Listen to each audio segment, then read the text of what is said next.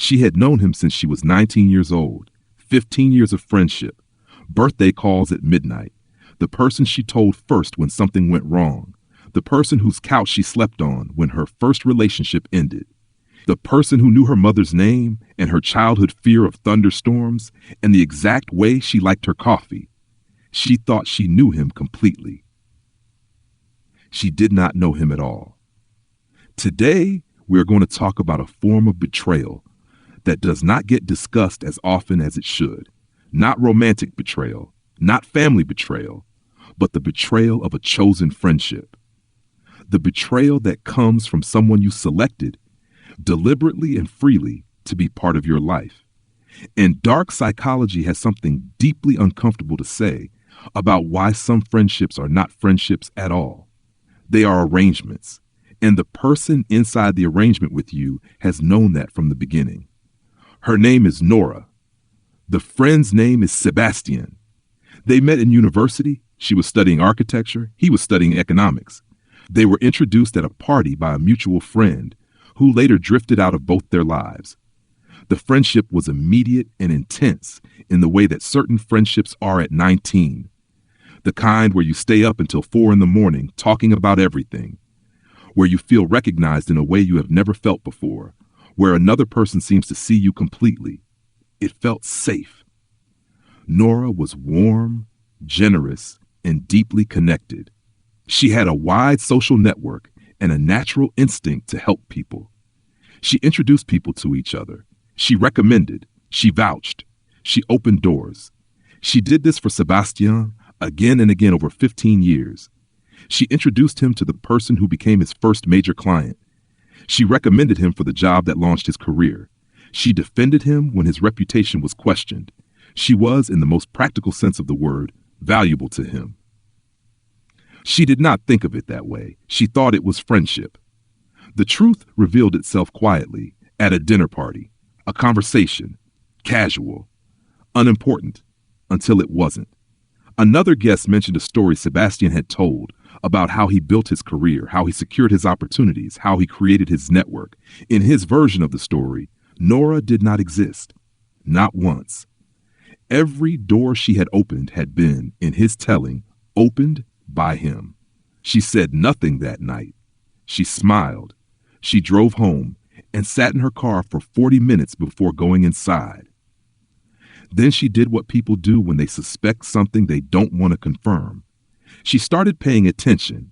She noticed when he called, always before he needed something, always followed by a request framed casually, always followed by warmth that faded once the request was fulfilled.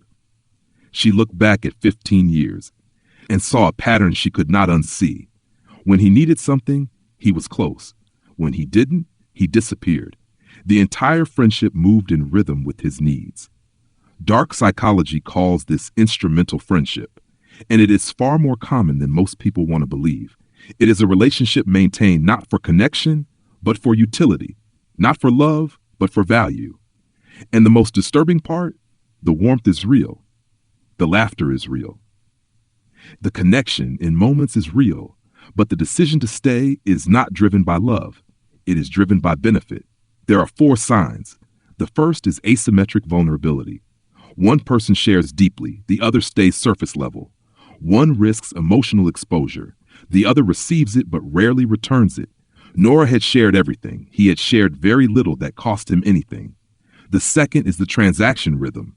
Approach, warmth, request, distance. It repeats so naturally that you don't notice it in the moment, only in hindsight. The third is erasure from the narrative.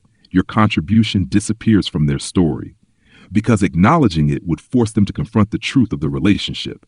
So they rewrite it, and you vanish. The fourth is the chill when you have nothing to offer.